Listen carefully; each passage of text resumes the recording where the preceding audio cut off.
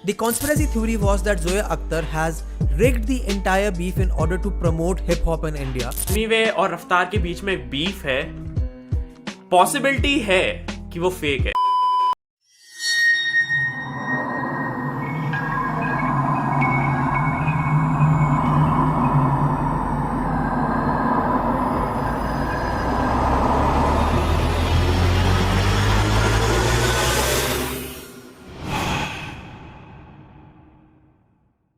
Hello everyone, welcome back. So तुम लोगों ने मुझे बहुत ज्यादा रिक्वेस्ट किया कि भाई रफ्तार वर्सेस एमीवे बीफ पे कंस्पिरेसी लेके आओ, पर मैंने तुम लोगों के रिक्वेस्ट को इग्नोर किया क्योंकि बहुत ज्यादा इस टॉपिक पे वीडियो अवेलेबल है यूट्यूब में।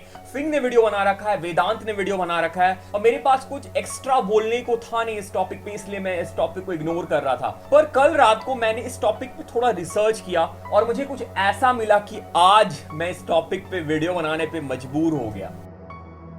आज हम डिस्कस करने वाले ऐसे बीफ के बारे में जिसने इंडियन हिप हॉप सीन में रिवॉल्यूशन लाया, जिसने इंडियन हिप हॉप सीन को चेंज कर दिया। एक टाइम ऐसा था, मैं 2013-14 की बात कर रहा हूं, जब प्रॉपर हिप हॉप ट्रैक में 1 मिलियन व्यूज आ जाना बहुत बड़ी बात होती थी, बहुत ज्यादा बड़ी बात होती थी। अब प्रॉपर हिप हॉप ट्रैक में 100 मिलियन व्यूज आ रहे हैं। हिप हॉप यूट्यूब पे ट्रेंड कर रहा है। जो लोग हिप हॉप नहीं सुनते, ऐसी ऑडियंस जो दूसरी जॉनर को ज्यादा सुनते हैं, वो हिप हॉप पे इंटरेस्ट दिखा रहे हैं। हिप हॉप म्यूजिक में रील्स बन रहा है, हिप हॉप ट्रैक्स वायरल जा रहे हैं और इन सब के होने के पीछे रफ्तार वर्सेस एमीवे के बीफ का बहुत बड़ा हाथ था। इस वीडियो में हम वो बीफ डिस्कस नहीं करने वाले क्योंकि जितनी मेरी ऑडियंस है वो proper core hip hop audience है। तुम लोगों ने वो बीफ को, सारे डिस ट्रैक को घोल के पी लिया है, तो फिर से वही चीज बताना है जस्ट टाइम वेस्ट। तो हम यहाँ पे डिस्कस करने वाले हैं कंस्पिरेसीज, कुछ ऐसी थ्योरीज जिसके बारे में तुमने नहीं सुना होगा, हो सकता है किसी ने सुना भी हो, पर ज्यादातर लोगों ने ये चीज नहीं सुना होगा और ये थ्योरी बिल्कुल ही क्रेजी होने वाली है। And these theory will definitely blow your mind. Let's straight discuss the first theory. पहला थ्योरी है, जोया अख्तर ने ये बीफ प्लान कराया था गली बॉय के प्रमोशन के लिए। जिन लोगों ने गली बॉय देखी, मोस्टली सबने देखी है, तुम्हें आइडिया होगा कि गली बॉय में एमीवे का भी अच्छा खासा रोल है। तो मूवी के लास्ट में जो बैटल होता है जिसमें रणवीर सिंह बैटल करते हैं अपने अपोनेंट से, वो रैप कंपटीशन जीतने के लिए, तो फाइनल बैटल और किसी के साथ नहीं होता है, एमीवे बंटाई के साथ होता है। जब ये मूवी स्टार्ट हुई थी तो एमीवे उतने पॉपुलर नहीं थे।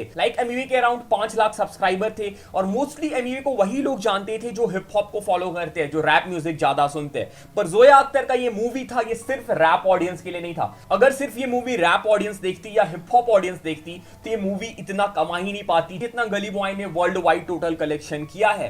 सो मे बी गली बॉय की टीम और जोया अख्तर ने ये डिसाइड किया होगा कि फाइनल बैटल जिस बंदे के साथ होने वाला है, जो थे एमीवे बंटाई, उनको हम और फेम दिलाएंगे, उनको हम और पॉपुलर करेंगे, जिसकी वजह से जो मूवी में फाइनल बैटल होगा रणवीर सिंह और एमीवे बंटाई के बीच, वो और ज्यादा एक्साइटिंग हो और लोग उसमें और ज्यादा इंटरेस्ट दिखाए। मैं यहाँ पे एग्जांपल लेना चाहूंगा एमिनेम के 8 माइल्स मूवी का। उसमें जो लास्ट बैटल सीन होता है, उसमें एमिनेम जिस बंदे के साथ बैटल करते हैं, उस बंदे को एज ए चैंपियन दिखाया गया है, एज ए डिफेंडिंग चैंपियन दिखाया गया है। तुम कोई भी मूवी देख लो, वो बॉलीवुड हो या हॉलीवुड हो, हीरो की लास्ट में जिस बंदे के साथ फेस ऑफ होती है, वो बंदा को हीरो से हमेशा ज्यादा पावरफुल दिखाया जाता है, उसके पास ज्यादा एडवांटेज होता है हीरो से अगर हम कंपेयर करें तो। पर गली बॉय मूवी के मेकर को ऐसा लगा हो कि एमीवे थोड़े से वीक पड़ रहे हैं क्योंकि रणवीर सिंह को सारे लोग जानते हैं, he is already a big star, और एमीवे को सिर्फ हिप हॉप ऑडियंस जानती है, हिप हॉप की क्राउड जानती है। तो उन्होंने मे बी ये बीफ प्लान किया हो जिसकी वजह से एमीवे और ज्यादा पॉपुलर हो जाए और मूवी रिलीज होने से पहले एमीवे को हिप हॉप क्राउड के अलावा और भी लोग जानने लगे। बिल्कुल ऐसा ही हुआ। बीफ के बाद एमीवे की पॉपुलैरिटी इंक्रीज हो गई, रफ्तार ने भी बहुत सब्सक्राइबर गेन किए और मूवी रिलीज होने से पहले एमीवे की फैन फॉलोइंग बहुत ज्यादा बढ़ गई।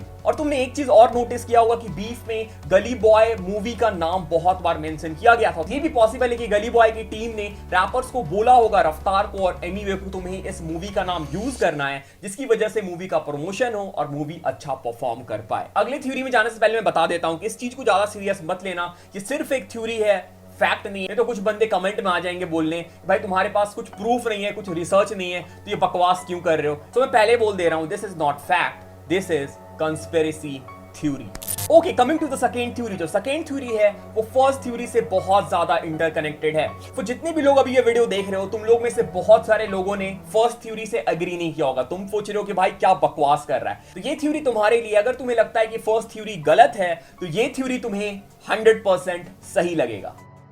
एमिवे और रफ्तार के जो डिस ट्रैक्स थे उन्होंने ड्रॉप होने के बाद 2-3 महीना टाइम लिया था ग्रो करने के लिए, और जैसे जैसे टाइम बढ़ रहा था उसके ऊपर मीम्स बन रहे थे, बड़े बड़े इंस्टाग्राम पेज से शेयर कर रहे थे और उन ट्रैक की व्यूज बढ़ते जा रही थी। अगर हम करंट सिनेरियो की बात करें तो उनमें से कुछ ट्रैक्स ने 100 मिलियन व्यूज भी क्रॉस कर लिया है। और बीफ के बाद जैसे वो ट्रैक्स ग्रो कर रही थी व्यूज के मामले में, उसी के बीच हमें गली बॉय का ट्रेलर देखने को मिला। ट्रेलर के रिलीज के कुछ दिन के बाद गली बॉय के म्यूजिक एल्बम का अनाउंसमेंट हुआ और ट्रैक्स का अनाउंसमेंट हुआ कि कौन कौन सा ट्रैक उस एल्बम में होगा। पर एक चीज उस एल्बम के लिस्ट में बहुत शॉकिंग थी।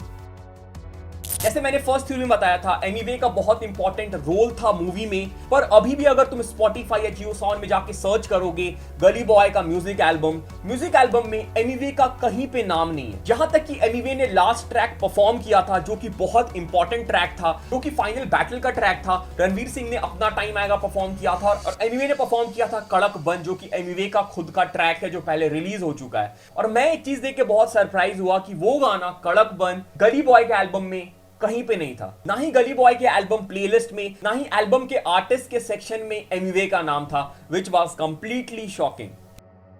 So here is the theory. Theory ये है कि गली बॉय के मेकर्स ने पहले एमिवे को फाइनल बैटल सीन के लिए चूज ही नहीं किया होगा। हो सकता है कि रणवीर सिंह का जो बैटल था, फाइनल बैटल, वो किसी और के साथ होने वाला था, किसी और बंदे के साथ होने वाला था, मे बी काम भारी या फिर कोई और रैपर हो सकता था उस जगह पे जिस जगह पे एमिवे बंटाई थे।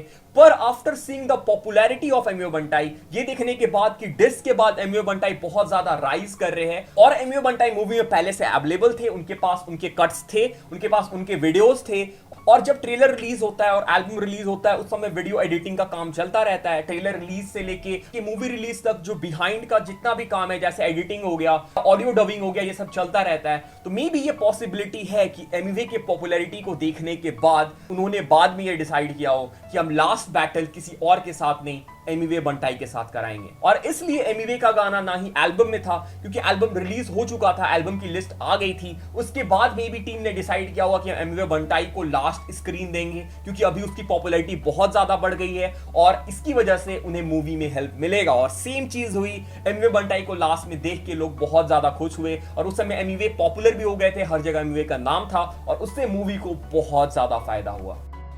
तो इसलिए मैंने बोला था अगर तुम फर्स्ट थ्योरी से एग्री नहीं करते हो तो तुम्हें सेकंड थ्योरी से बिल्कुल एग्री करना पड़ेगा। पर स्टिल मैं बता देता हूं, this is just theory, not fact.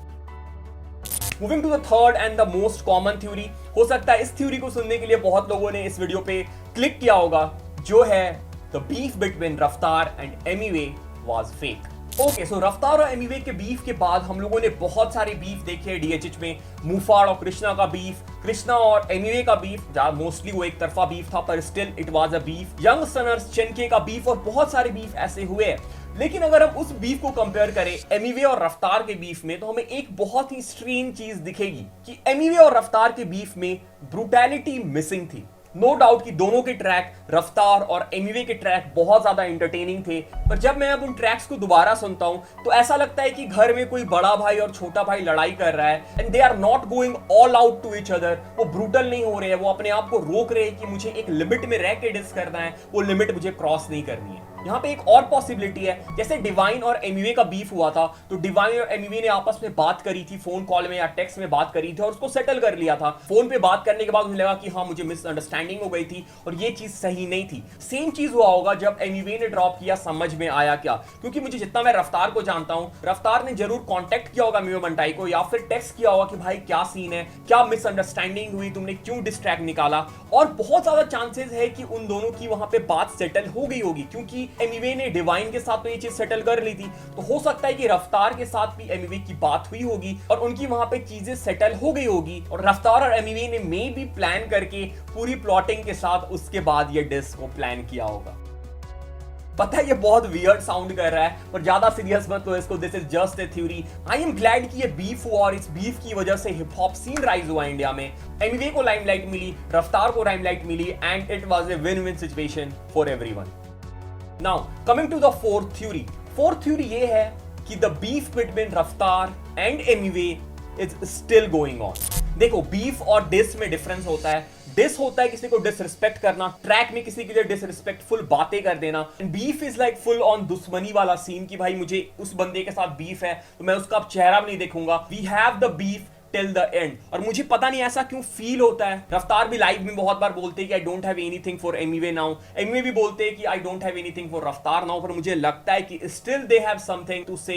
Emiway के 3 डिस ट्रैक और रफ्तार के 2 डिस ट्रैक काफी नहीं थे, उनके पास बोलने के लिए अभी भी बहुत कुछ है। इस बात को प्रूव करती है एक पॉइंट, जो कि है रफ्तार और एमिवे दोनों को अपने लेवल के किसी आर्टिस्ट को बैक करना for a diss track. Emiway ने जब फ्री वर्स फीस्ट ड्रॉप किया था, उसके बाद कृष्णा का भी फ्री वर्स फीस्ट का अपना वर्जन आया था, जिसमें कृष्णा बोल रहे थे you are not the only one who is representing India, I am also doing it, which is a valid point. पर अगर देखा जाए that was a diss track for Emiway, और उस ट्रैक की म्यूजिक रफ्तार ने बनाई थी। So Raftaar was supporting Krishna to diss Emiway, और हम वो साफ देख सकते थे। और सेम चीज इस साल हुई, हिलेक ने डिस ट्रैक ड्रॉप किया, नाम ले ले फॉर कृष्णा, और रफ्तार के लिए भी उसमें शॉट्स थे। हम देख सकते थे कि एमिवे भी उस डिस ट्रैक के लिए हिलेक को सपोर्ट कर रहे थे, क्योंकि हिलेक के बहुत सारे जो ट्रैक है वो हिलेक अपने चैनल से डालते हैं। हिलेक ने अभी रिसेंटली एमसी स्टैन को भी डिस किया था, वो हिलेक ने अपने चैनल से डाला था, पर वो पर्टिकुलर वो ट्रैक बंटाई रिकॉर्ड से आया था। बिना एमिवे के एग्री किए हुए वो ट्रैक बंटाई रिकॉर्ड से आ नहीं सकता, और एमिवे ने उसे अपने स्टोरी में भी शेयर किया था, और एमिवे उन दोनों को ट्रोल भी कर रहे थे। सो बोथ एमिवे एंड रफ्तार आर पोकिंग ईच अदर। जब भी उन्हें मौका मिलता है इंस्टाग्राम स्टोरीज में अपने ट्रैक्स में शॉट लेना हो गया, अभी भी वो शॉट लेते रहते हैं। और फ्यूचर में अगर हमें एमिवे और रफ्तार की तरफ से डिस ट्रैक फिर से देखने को मिल जाए तो शॉक मत होना, इट इज पॉसिबल। पर मैं चाहता हूं कि दोनों डिस्क को साइड में रखें और हमें रफ्तार और एमिवे का एक कोलैब साथ में मिले। तुम लोग में से जितने लोग अभी इस वीडियो को देख रहे हो, एक बार हेट को साइड में रख दो, और तुम लोग में से कितने लोग चाहते हो कि एमिवे और रफ्तार साथ में कोलैब करके एक ट्रैक बनाए, नीचे कमेंट करना। Let's not hate anyone, neither Emiway और रफ्तार दोनों बहुत अच्छे आर्टिस्ट हैं, दोनों बहुत डिफरेंट आर्टिस्ट हैं, दोनों इंडिया को रिप्रेजेंट कर रहे हैं, दोनों इंडियन हिप हॉप सीन को हेल्प कर रहे हैं ग्रो करने में। सो दोनों के लिए मेरी ओर से बहुत ज्यादा प्यार है, और कमेंट में भी तुम लोग कोशिश करना कि तुम अच्छे कमेंट डालो, please don't fight. Okay, so this was it, this was the conspiracy theory. अगर तुम्हें इस वीडियो में मजा आया हो, तुम्हें लगा कि तुम्हारे भाई ने कुछ नया चीज सिखाया, कुछ नया सीखने को मिला, कुछ नया देखने को मिला, do let me know in the comment. और तुम्हारे दिमाग में अगर कुछ आइडिया है जिस पे तुम्हें वीडियो चाहिए, एक्सप्लेनेशन वीडियो हो गया, कंस्पिरेसी वीडियो हो गया, प्लीज लेट मी नो। और अगर अभी भी चुपके चुपके वीडियो हर दिन देखते हो, क्योंकि मैं रोज वीडियो डाल रहा हूं, तो चैनल को सब्सक्राइब करके नहीं रखा है भाई, प्लीज, तुम्हारा भाई बहुत मेहनत करता है, हर दिन एक वीडियो डालना बहुत मुश्किल है। मेरा ऑफिस भी होता है, वो भी मैनेज करना 9 घंटे का, उसके बाद वीडियो बना के डालना है। तो तुम लोग चैनल को सब्सक्राइब कर लो और ऐसे ही अपने भाई को प्यार दिखाते रहो। Thanks for watching the video, thanks again. कैसा नशा तेरी यादों में मैं लापता, कोकेन जैफी चढ़ती लत लगी है क्या पता, साथ बिताए पल लबों पे जैफी पफ कीजिए, कोसों में दूर फिर भी माइंड मेरा तेरे पीछे।